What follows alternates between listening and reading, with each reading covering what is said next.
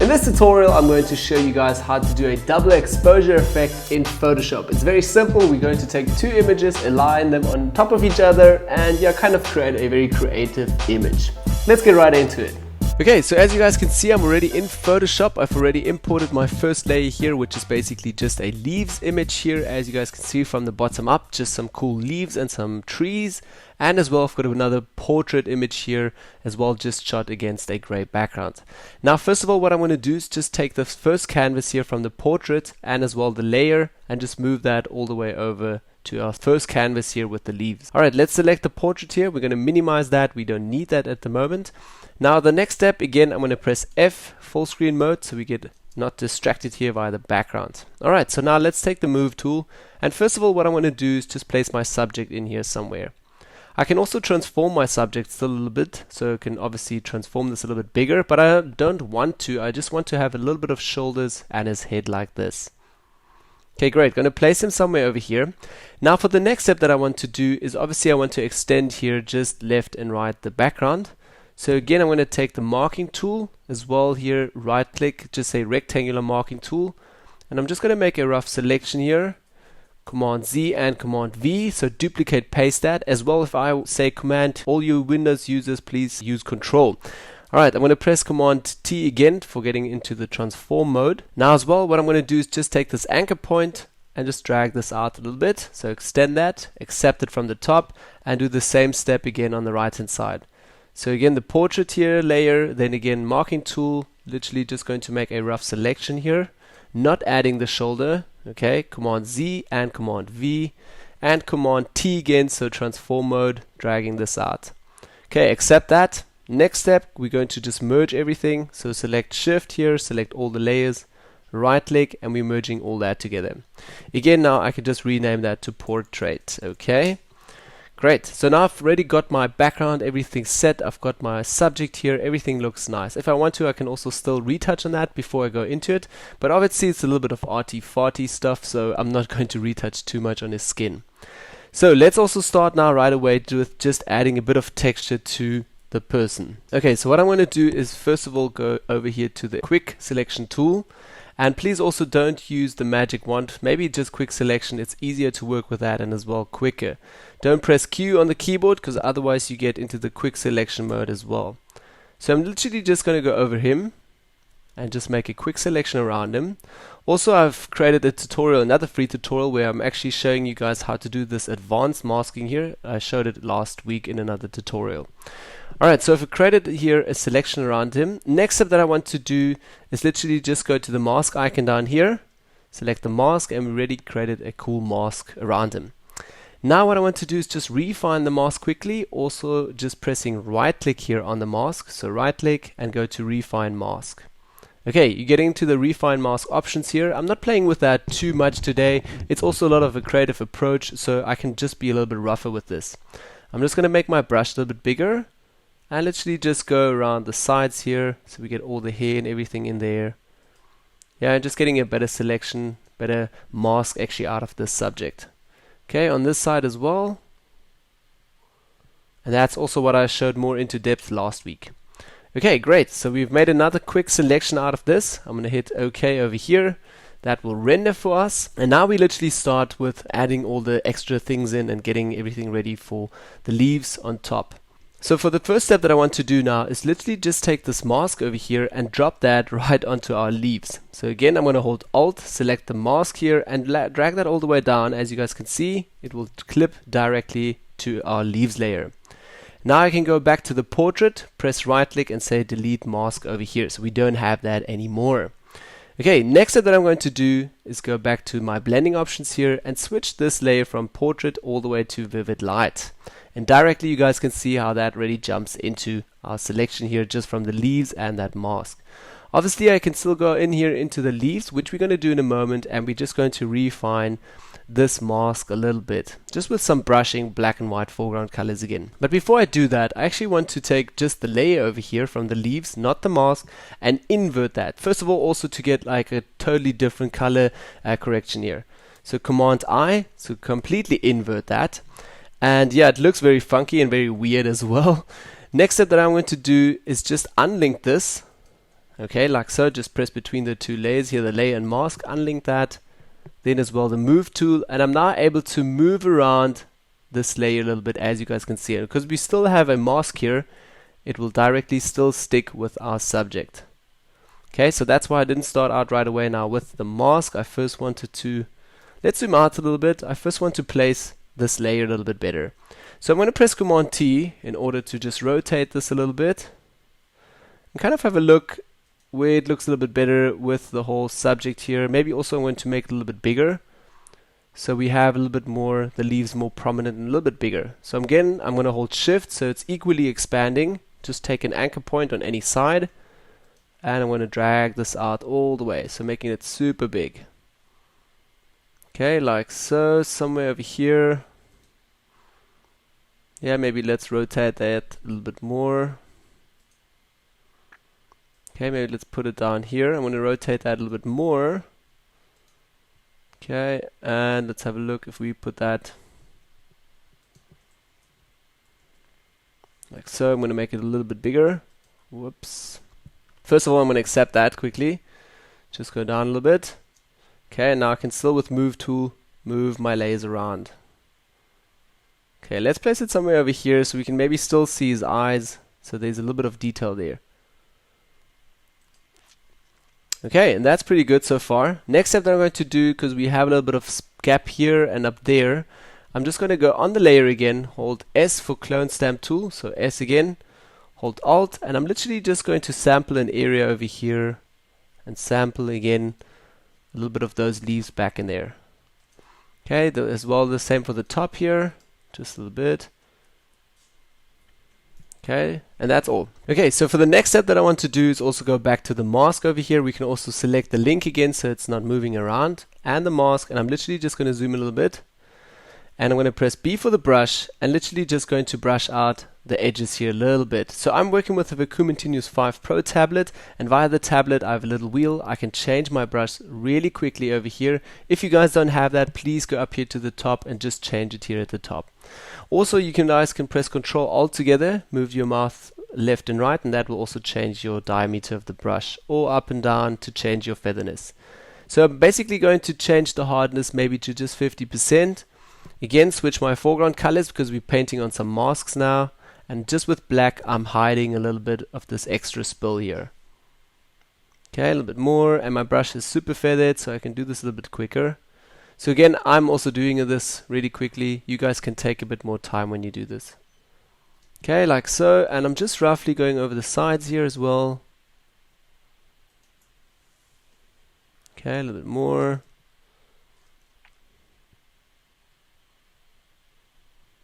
And over here, okay. Yeah, that's basically it. Now I'm going to zoom out, and I think the contrast is still way too hard here on our inverted layer. So what I want to do is just basically double tap here onto the layer to get into the layer styles. And now under the layer styles, under blend if, I'm just going to hold Alt and take the black sliders and move them away a little bit. And as you guys can see, the whole black, the dark rich blacks disappear a little bit. So but we still have all the white details here from our layer. So I'm going to take it somewhere over like this.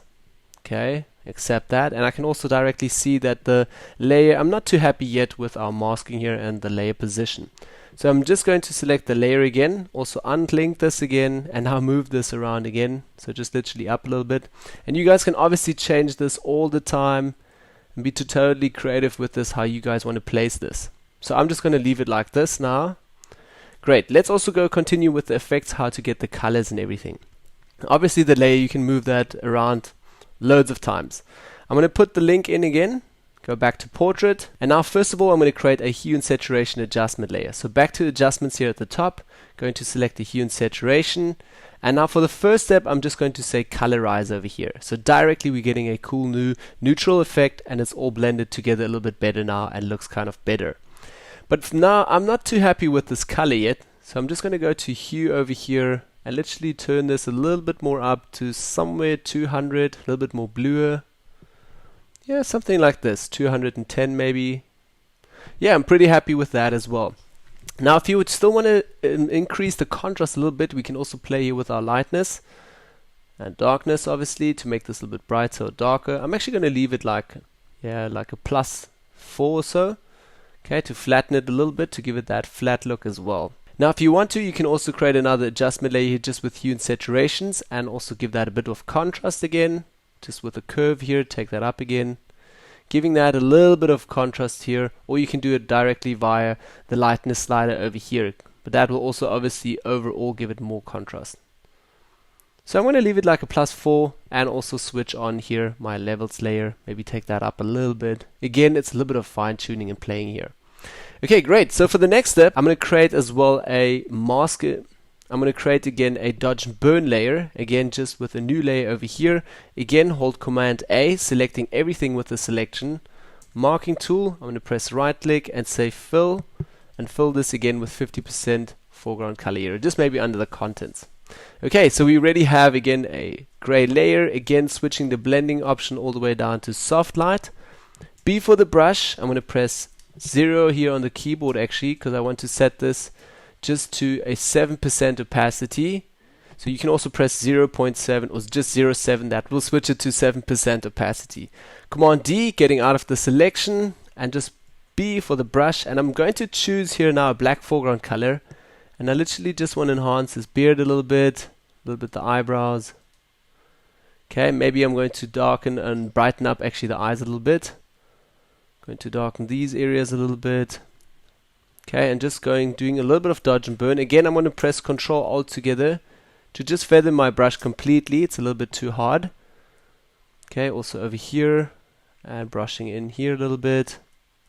So this is totally creative as well, so you guys can do whatever you want with this, and if you want to not have so much contrast, you can obviously brighten that again. So I'm going to switch the foreground colors back here to white. Okay, and now I'm going to dodge a little bit, just brighten his eyes a little bit, switching that over a little bit. Okay, like so, and around his lips a little bit around here. Okay, giving that a bit more detail, maybe down here. And yeah, I can also switch that quickly to normal, so you guys can actually see where I painted now with the whole dodge and burn process, so you guys can see around the eyes a little bit, and as well here the eyebrows, a little bit the beard. Okay, I'm going to switch that back to soft light again, so we're going to keep that at soft light. Now for the next step that I still want to do is also add like a gradient map on top of everything. So I'm going to go down here and just select a gradient map. Whoop, there we go. And directly you guys can also see we're getting another cool effect here. So under the gradient map again, you can also play with a variety of different gradients over here, which will give you pretty cool effects. I also think this looks pretty cool. Yeah, and you guys can play around with that as well. So what I'm going to do is basically choose this gradient over here. And then as well, I'm going to just take the opacity down a bit. So maybe like just, let's take it to like a 40% or so. Little bit in there. Like maybe just a 40 or 39, 40%. Yeah, that looks actually pretty cool. So before and after, before and after. Now for the next step again, I also want to still add like a little bit of a glow here in the top, like kind of a gradient as well. So I'm going to go back to the gradient tool over here, select just normal gradient adjustment layer now. And this time I'm first of all going to select here just radial, so it's a little bit more in the center. I'm also going to say reverse. And as well now from the gradient, I'm going to choose a gradient here that I created myself again. So it's basically a little bit of a lighter center point going over to a lighter yellow, an orange, a deeper orange, and then into black. So as you guys can also see here from the gradient. Okay, I'm going to select that. Okay, and also going to press right click and just say here rasterize layer, so I can literally just move this around and make it bigger, scale it, whatever I want to do with it. But now it's obviously still black. So I'm just going to switch it here to screen, and directly I'm getting like a really cool flare or like an orange ball in the center here. But now I'm going to zoom out a little bit, press Command T, take an anchor point again, hold Shift, so it's equally expanding, and just make this super, super big. Okay, and I'm literally just going to move it over somewhere over here, maybe make it even bigger. Okay, like so. Yeah, so I'm kind of getting like a really cool gradient over there. Again, I'm going to accept that, move it a little bit over, and now I can still move this layer around, dim it down a little bit, yeah, and place it wherever I want it to be. I think over the side here. That's pretty cool. Maybe like so. And now for the next step, I still want to like just saturate these colors a little bit. So I'm going to go back to adjustment and back to hue and saturation. Also, first of all, before I play with the colors, I'm just going to hold Alt between the layers and clip that hue and saturation to this gradient. Let's zoom in a little bit. Okay, and first of all, now going back to the hue and saturation adjustment layer, I'm just going to take the saturation up a little bit. So it's giving that a little bit of a more boost. You can actually do it a little bit more, like a 40%. Okay, and if I want to, I can still also change the hue a little bit to give that a deeper, rich orange red color. Yeah, something like that. Okay, and if it's all a little bit too much, you can obviously take the opacity down just a little bit.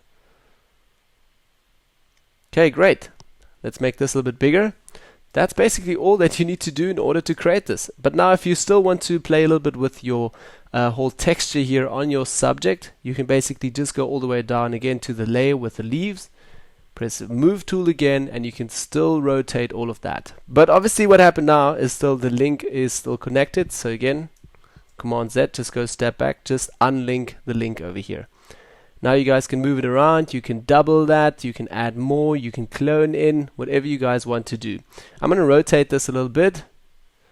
Let me just zoom out a little bit with Z. Press Command T, and I'm just going to rotate this a little bit just to show you guys how many different styles you guys can create. Okay, like so, maybe even more. Okay, like this maybe. And you can still move it around. Yeah, now it looks like there's a lot of leaves coming or trees coming from the bottom. Yeah, going up in his face. And now you guys can still go onto the mask here, refine the mask, brush that out, also clone in some more textures here at the top. Yeah, so as you guys can see, that is basically it, just aligning here some leaves on top of this guy's face. Now if you guys like this tutorial, don't forget to hit the thumbs up. If you have any questions about this, also you can leave it down below in the comment section. I'm happy to interact with you guys and give you guys some feedback for this retouching technique. Yeah, thanks again guys for watching, share it with all your friends, and I'll see you guys all in the next Photoshop tutorial. Bye bye.